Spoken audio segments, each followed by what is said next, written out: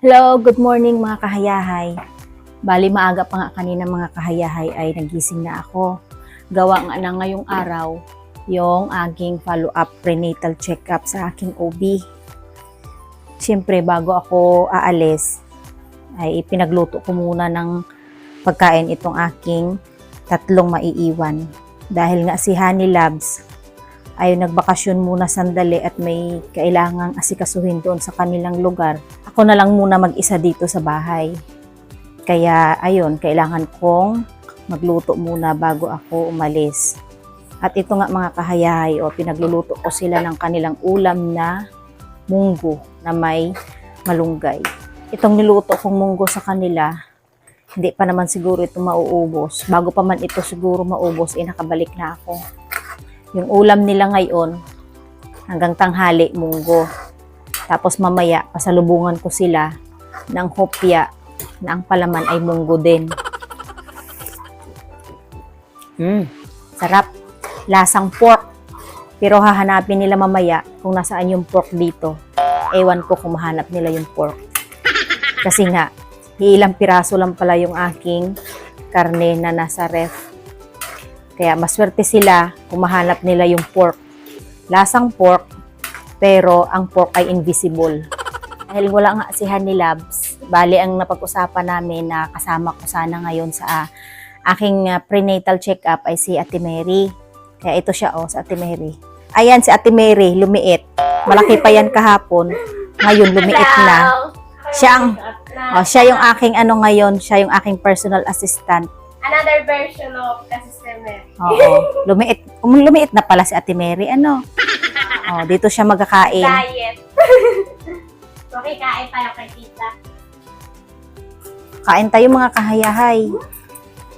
Sa ulam kong munggo at munggo na may malunggay. Na lasang pork. Pero ang pork ay invisible. Kailangan namin kumain dahil mga 2 oras hanggang 3 din yung biyahe namin. At kami ay sasakay lang magkukommute lang kami. Wala kaming service.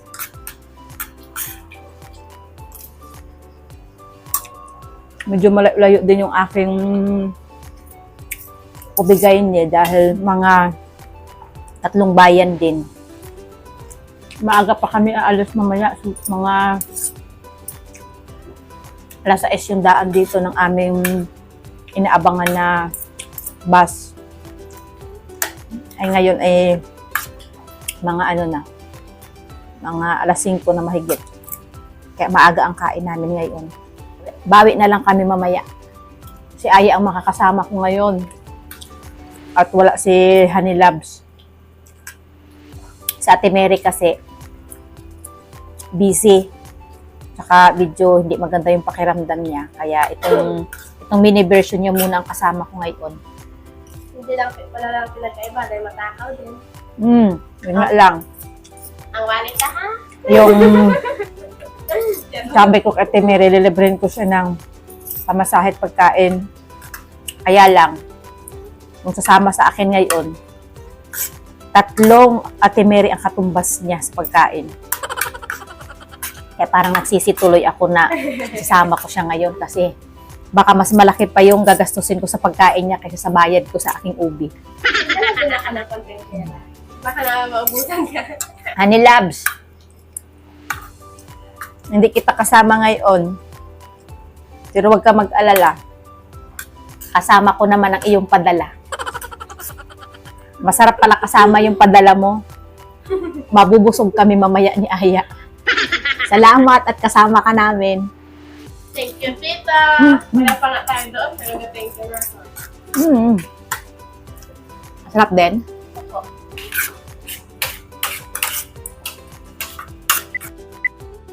Dahil tulog pa yung 3, aalis na ako maya-maya, ay bibilinan ko na lang sila ng notes ng aking mga tagubilin dito sa bahay. Kasi nga ay ilang oras din ako mawawala at siguro mga hapon na ako makakabalik. Dahil hindi ko naman hawak yung sasakyan kung kailan kami makakasakay ng bus pabalik. So una, linisan agad ang lamesa at lababo pagkatapos kumain. Pangalawa, ito para to kay Gail. Yung isa para kay Bukbok. Ito isa para kay Gail. Labhan ang inyong mga uniform. Pangatlo, ito naman para kay Tuto.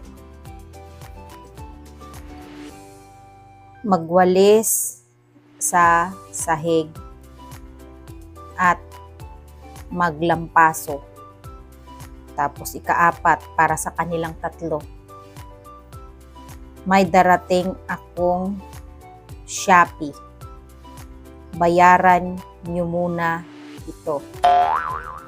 Kayo na rin ang maghanap ng pambayad. Sa pang-una, pangalawa, pangatlo, kayang-kaya nila ito. Sa pang-apat, dito sa sakit ng kanilang ulo.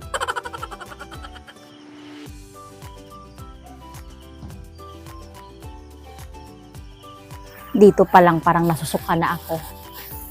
Ito ang mahirap pa nag-commute.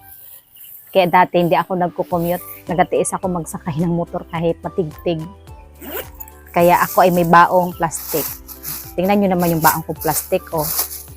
Kung sakaling mag-blow ako mamaya, ay ito yung gagamitin ko. Oh. Ang laki pala ng baon kong plastic. Parang pati ulo ko yata ay kasya dito eh. Oh. Sana lang hindi ako mag-blow kasi basyon aircon ako. Yun ang aking number 1 na kontrabida sa buhay. Dapat nag-ano na lang tayo, no? Nag-hire na lang tayo ng kalesa. Palalabas lang namin ni Aya sa clinic ni Doc. So, ito na yung huling pagkikita namin nito kasi nga ay magpapa-sked na ako ng aking delivery. Ngayon ay mag-aabang kami ni Aya ulit ng masasakyan. Pauwi na kami.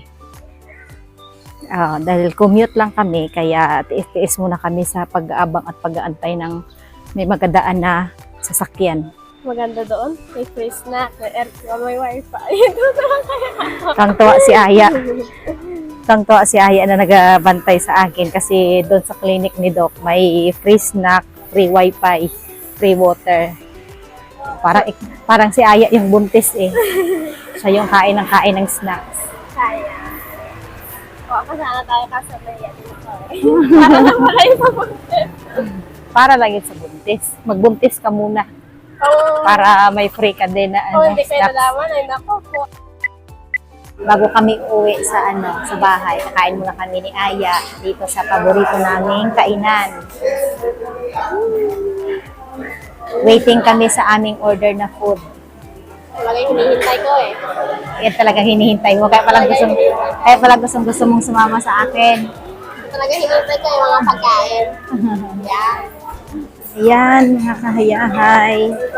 Ang aming order na pagkain. 4 talaga yung kanin na in-order ko kasi naggutom kami ni Aya. Kuha muna ako ng kutsara at tinidor.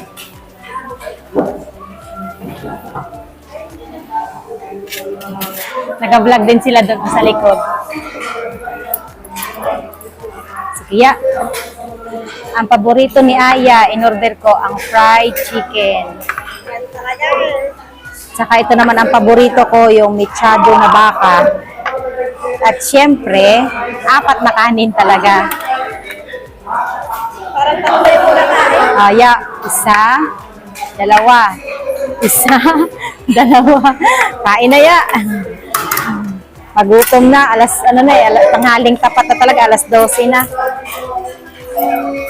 Nako. Okay, let's eat. Ayan, mga kahayahay. Tuloy-tuloy lang ang kain. Ito po gagi.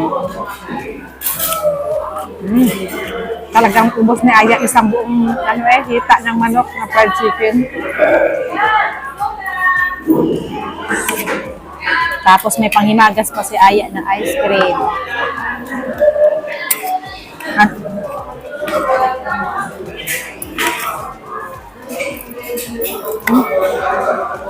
Kaob sa amin ng 4 na takal ng kanin ay nagalaki ang mata ni Aya sa ice cream. Bakbakan niya ng kain ng Nabakbakan niya ng kain yung kanyang kanin. Paborito mo talaga ang manok niya, fried chicken? Talaga naman. Ha? Talagang taog eh. Ano, isa pa? Kanin pa? Oh, talaga naman. Kanin pa daw. Pag sa bahay niyo, katipid-tipid mo kumain ng kanin. Pag sa lakaran, kasi pag mo kumain. Na-scam yata ako ni Aya ah. Libre nito. Sabi ni Aya ay, konti lang naman ang kainin ko, tita. Na-scam niya ako ah. Pengila ako ng iyong ice cream.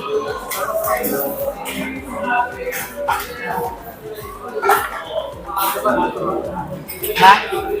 Saan mo ka? Na kuya, magata ka sila pag umuwi ka. Bigla kang laki. Laki ng tiyan. Abaw! Abaw! Oh, nawawala na yung itim ng mata ni Aya. Oh, puro puti na lang. Nilalasap niya talaga ang lasa. Sarap yan, no? Lalo na pag libre. Bakbakya. Naku. Minsan ka lang sumama sa akin.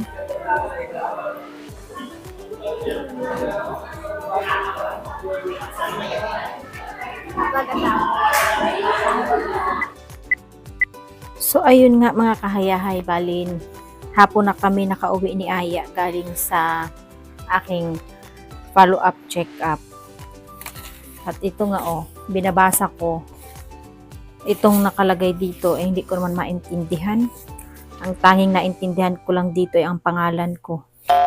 Siguro makakaintindihan nito yung doktor din mismo. So yun nga, bali last ko na pa-check up doon sa aking OB at nirefer niya na ako doon sa ospital kung saan ako manganganak. So ang gusto ko sana mga kahayahay ay CS kasi nga balak ko na ako ay magpapaligate na. Kaya lang ang gumagawa ng ganun dito sa amin ay nandoon pa sa city. Siguro napakalayo yun. Napakalayo yun mula dito sa bahay. Mga 4 na oras ang biyahe. So nirefer niya ako dito sa ospital na mas malapit na gumagawa din ng cesarean tsaka ligate. Tapos ngayon nga pinag-iisipan ko kung kasi ang nakalagay naman kasi dito ay kaya ko daw siya i-normal kasi ang kilo ng bata ay mga nasa 1.8 as of nasa ano na ang akin nasa 32 and 5 days, 32 weeks and 5 days na si baby.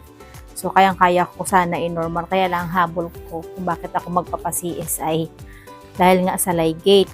Pero pinag-iisipan ko nga, parang nagdadalawang isip ako kung ino-normal ko na lang baga o itutuloy ko yung cesarean and ligate. So pag-usapan namin yan ni Honey Labs pag uwi niya galing Iloilo. So far so good naman ang aming biyahe ni Aya, bagamat yung ini-expect namin na makakasakay sana doon sa inabangan naming bus alas 6 ay hindi kami nakasakay kasi nga tinanggihan kami at loaded pala. So naghintay kami ng tricycle papuntang bayan. So naghintay kami ng 6, nakasakay kami ng 7:30. So tricycle papuntang bayan, tapos nung galing sa bayan, sumakay naman kami ng van papunta doon ulit sa susunod na bayan. Tapos pagdating doon, bumaba ulit kami, sumakay ulit kami ng another van papunta na doon sa sunod na bayan kung saan doon ako nagpapa-check up. Ang biyahe namin ni Aya ay parang panaginip ko lang kagabi na laging may advertise.